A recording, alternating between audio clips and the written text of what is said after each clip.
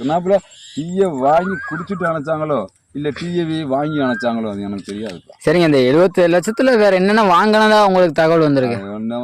Cool drinks சொன்னாங்க, tea செலவு சொன்னாங்க, அப்புறம் நம்ம பழங்கள்லாம் வாங்கி கொடுத்தாங்களாம்.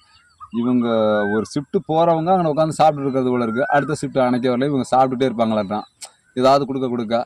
அப்புறம் அந்த ஷிஃப்ட்டில் அவங்க வந்து இங்கே களத்தில் குதிச்சிட்டாங்கன்னா சாப்பிட்றது களத்தில் குதிச்சிட்டாங்கன்னா இவங்க போவாங்க போல இருக்குது. இவங்க அடுத்த களத்தில் குதி. ஓ, இதுதான் ஷிஃப்ட் கணக்கில் எடுத்துப்பாங்கன்னு நினைக்கிறேன். ஒரு ஷிஃப்ட்டா இங்கே ஒரு ஷிஃப்ட்டா அங்கே, இதுதான் வேலை போல இருக்கு அவங்களுக்கு. அந்த வேலையை பார்த்துருக்காங்க, வேறெல்லாம் ஒன்றும் இல்லை. இப்போ இந்த குப்பையிலேயே உட்காந்துட்டு ஜூஸ் கொடுத்துருக்காங்க, டீ கொடுத்துருக்காங்க. ஒரு குப்பையை பார்த்துட்டு மனுஷன் சாப்பிட முடியுமா? சாப்பாடு தானே தம்பி. சாப்பாடு ஒரு குப்பையில நீங்க உட்காந்து சாப்பிடுவீங்களா? நம்ம நாடு குப்பை என்ன, நீ எதில் கொண்டாடுனாலும் ஓசு கொடுத்தா நல்லாவே சாப்பிடும். உனக்கெல்லாம் ஒன்றும் தெரியாது. அது எந்த இடத்துல உட்காந்து கொடுத்தாங்கலாம் பார்க்காது. நம்ம நாடு நம்ம பொன்முடி சொன்ன மாட ஓசியில் தானே அப்படின்ன மாதிரி அவர் தான் பேசுவார் நெக்கடா. நம்ம பேச முடியாது. நம்ம பேசினா அவர் பேசினார் ஒன்றும் சொல்லலை. நம்ம பேசினா சர்ச்சை ஆகி போயிடும். அதனால் நான் அதிகமாக பேசக்கூடாது தம்பி. இது வேறு நான்லாம் கொஞ்சம் என்ன பண்ணுறது தெரியாமல் வாழ்ந்துக்கிட்டு இருக்கிறேன். நான் ஏதாவது போட்டு குழப்பி விட்டாது தம்பி. சமூகத்து மேலே நம்மளுக்கு ஆர்வம் கூட. அதனால் இப்படியெல்லாம் பேசி மாட்டிக்கிட்டோம்னா போச்சுன்னா யார்ட்டையும் பேசுறது இல்லை. இதுக்கு எங்கள் ஊரில் முட்டு கொடுக்கறதுக்கு ஒரு 5-6 பேர் இருக்கிறாங்க. அது தெளிவாக முட்டு கொடுப்பாங்க. அதுக்கெல்லாம் ஆள் இருக்காங்க. ஏன் அதுக்கு வந்து இப்படி ஏதாவது சோசியல் மீடியாவில் அப்படி சொல்லிட்டு போங்க. அதை விட இப்படியே சுற்றிக்கிட்டே அடைஞ்சா அது எப்படிங்க? இல்லை, தனிமையில் இருந்தால் எனக்கு ஏதாவது இப்படி தான் தோணும். அப்படி ஏதாவது எப்படி இதெல்லாம் என்னமா கொண்டு சேர்த்துருப்பாங்க அப்படின்னு தலைவலி வேறு வந்துடும் எனக்கு. அதனால தான் பார்த்துக்கிட்டு போய் சுற்றிக்கிட்டே இருக்கேன். ஒரு டீ ஒன்று போடுறா. ஏண்டா பட்ட சூடா ஒரு டீயை போடு. ஒரே ஒரு டீ மட்டும் வாங்கி சாப்பிட்டு பாருங்க. இத வாங்கி மடக்கு குடிச்சீங்கன்னா வியாதி எல்லாம் படக்கு போகும். நல்ல டீ கொண்டாந்துருங்க. டீ குடிக்கிறியா? சொல்லுக்கோடா. தம்பிக்கு ஒரு டீயை போடப்பா. சரி அண்ணனுக்கு டீ சொல்லு. டீ சாங்க அண்ணங்களுக்கு டீயை போடுறா. நிறைய போயிட்டு இருக்கு. நாட்டுல திருடங்களுக்கு பஞ்சமே இல்லாம போச்சு. இல்ல கொஞ்ச நாளாவே ஒரு நியூஸ் சொன்னேன். என்னது? இப்போ இந்த 75 லட்சம் வந்து ஒரு 3 நாளைக்குள்ள 75 77ன்னு கேள்விப்பட்டேன் தம்பி. நீ என்ன 75ங்கிறீங்க? 77ங்களா? அதுல 26 லட்சத்துக்கு நம்ம டீ காப்பி குடிச்சதா கேள்விப்பட்டேன் நான். டீ காப்பி குடிச்சா அவ்வளோ செலவாகுங்களா? எந்த கடையில் வாங்கி குடிச்சாங்களோ நமக்கும் தெரியல. இல்லை டீயை அவங்க எங்கே ஆர்டர் பண்ணி. ஒரு டீ விலை 10 ரூபா தானுங்க. டீ விலை 10 ரூபா தான் தம்பி. அது எப்படி காஸ்ட்லியான டீ எனக்கே தெரியல. டீயை வந்து நம்ம என்ன கணக்கில் சொல்கிறதுன்னு தெரியல. அவங்க வேலை செஞ்சவங்களுக்கு வாங்கி கொடுத்தாங்களோ இல்லை அந்த ஏரியாவுக்கே வாங்கி கொடுத்தாங்களோ தெரியல தம்பி. நம்ம பழமா ஜூஸா அதுவான் இதுவான் குப்பை பொசுங்கி போகிற குப்பையாக அணைக்கிறதுக்கு 3 நாளாக அடைச்சிருக்காங்க. தீயணைப்பு படையில் சொல்லியிருந்தாலும் தான் அவங்க கவர்மெண்ட் செலவுலேயே அவங்க அணைச்சிருப்பாங்களே, தண்ணி வந்து கொண்டு வந்து அடைச்சிருப்பாங்களே. இது புரியலைங்களே, தீனா புரியல, கொஞ்சம் விளக்கமாக சொல்லுங்க. குப்பையில் மாநகராட்சி குப்பையில் தீ பிடிச்சிருச்சான். அந்த தீ பிடிச்சதை அணைச்சதுக்கு 26 லட்சம் ரூபாய்க்கு என்னமோ இவங்க டீ செலவு எழுதியிருக்காங்க. அது எத்தனை நாளுக்கு இல்லைங்க? டீ செலவு அப்படிங்கிறது வேற. அப்போ இன்னும் வேற செலவு இருக்கும் போது. சாப்பாடு செலவுன்னு ஒன்று இருக்குது, அது வேற.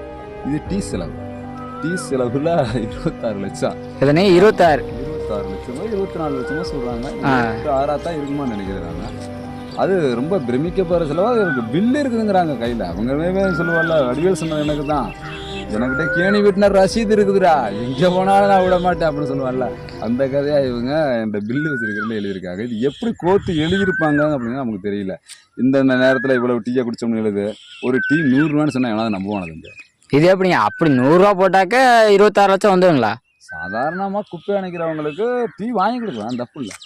இருந்தாலும் நம்ம சொல்ற அளவுக்கு 100 ரூபாய்க்குலாம் டீ இல்லை. இது எப்படிங்க ஒரு 100 பேர் அணைச்சிருப்பாங்களா? அணைச்சோம்னா கூட 600 பேருக்கு எத்தனை டீ வந்துட போகுது? டீயவே குடிச்சுக்கிட்டு இருந்ததா அவங்க வேலைன்னா அப்ப அங்க என்ன வேலை பார்த்தீங்க? இவன் சொன்னது மாதிரில இருக்கு. நீ என்ன வேலை செஞ்சுட்டு இருக்கிற? எங்க அப்பாவுக்கு உதவியா இருக்கு. உங்க அப்பா என்ன வேலை செய்யறாரு? சும்மா தான் இருக்காரு அப்படின்னு சொன்னா இருக்கியா? இவங்க 27 லட்சம் ரூபாய்க்கு டீ மட்டுமே குடிச்சுக்கிட்டு தின்னு அந்த ஆப்பிள் ஆரஞ்சு ஜூஸ் இதுகளை குடிச்சுக்கிட்டு டீயவே குடிச்சுக்கிட்டு இருந்தாங்கன்னா 27 லட்சம் ரூபாய்க்கு இவங்க குடிச்சுக்கிட்டு தான் இருந்திருப்பாங்க. அப்ப எங்க டீ அணைக்கிறது அவங்க? இல்ல, எனக்கு ஒரு கணிப்பு என்னங்கன்னா, ஒரு 27 லட்சத்துக்கு டீயை வாங்கி அணைச்சிருப்பாங்களோ. ஓ, அப்படியே தான் இருக்கு தம்பி. நான் தப்பா அவங்க நீங்க ஆமா நீ சொல்ற கணக்காக தான் இருக்கான். தண்ணி இல்லாம இருந்திருக்கான். இவங்க என்ன பண்ணிருக்காங்க, பக்கத்துல டீ கடையில் அவ்வளவு இருந்திருக்காரு. 10-30 டீ கடையா ஒன்னா பொறுக்கி கொண்டாந்து கொஞ்சம் ஊற்றிருப்பாங்களோ. அதில் உங்க குடிச்சதுல அதை மொத்தத்தில் நம்ம ஊத்துனேன்னு சொன்னால் யாரும் தப்பாக நினைப்பாங்க. நம்ம டீ சேவனு மொத்தமாக எழுதிடலாம் அப்படின்னு போட்டிருப்பாங்களா? எனக்கு அப்படித்தான் தம்பி டவுட் ஆகுது. இப்போ நீங்கள் சொல்லத்தான் எனக்கே புரியுது. அப்படியே தான் இருக்கேன். ஏன்னா 600 பேத்துக்கு 3 நேரத்துக்கு டீயே வை தம்பி. எவ்வளவு நேர்ந்துட போகுது? அதாவது வந்து இப்போ ஒரு நாளைக்கு வந்து எத்தனை பேர் அணைச்சதா சொல்லி கணக்கு வந்திருக்கு. வாங்கி கொடுத்ததா தான் அவங்க கணக்கு. அப்போ ஒரு நாளைக்கு 200 பேர் வச்சுக்கோங்க. ஒரு 600 பேர் வேலை செஞ்சாங்க மாநகராட்சிக்காரங்க, ஒரு 600 பேர்னு சொல்றாங்க. ஒரு நேரத்துக்கு 10 ரூபாய் டீ கணக்குன்னு எழுதுங்க ஒவ்வொரு ஆளுக்கு. 10 பேத்துக்கு எவ்வளவு தம்பி? 100 ரூபாய். 100 ரூபாய். அப்ப 100 பேத்துக்கு எவ்வளவு தம்பி? 100 பேத்துக்கு 1000 ரூபாய். அப்ப 600 பேத்துக்கு எவ்வளவு தம்பி? 6000 ரூபாய். 6000 ரூபாய். ஒரு நேரத்துக்கு டீ 6000 ரூபாய். 6000 ரூபாய். இது குவாலிட்டி. 10 மணிக்கு ஒரு டீ. பொழுதுனிக்குமே வச்சிருந்தா ஷிஃப்ட் கணக்குலயே போடுங்க. ஒரு ஷிஃப்ட்டுக்கு 3 தடவை டீ. இப்படி கணக்கு போடுங்க. என்ன மோசமா போச்சு? அப்போ ஒரு ஷிஃப்ட்டுக்கு 18,000 தான் கொடுக்கணும். மறுபடி 18,000 ரூபாய் 3 வாட்டினா 18,000 ரூபாய். ஒரு ஷிஃப்ட்டுக்கு 2 தடவை. ஒரு ஷிஃப்ட்டுக்கு 12,000. ரெண்டாவது ஷிஃப்ட்டுக்கு 12,000. மூணாவது ஷிஃப்ட்டுக்கு 12,000. ஒரு நாளைக்கு எத்தனை தம்பி டீ? 12,000. ஒரு நேரத்துக்கு 12,000ங்களா? ஆமா. 3 12 எவ்வளவு? 36,000ங்க. 36,000 ஒரு நாளைக்கு. ஒரு நாளைக்கு எத்தனை நாள்? 6 நாள் அரைச்சாங்களா? 6 நாள். குப்பையை 6 நாள் அணைச்சிருக்காங்க.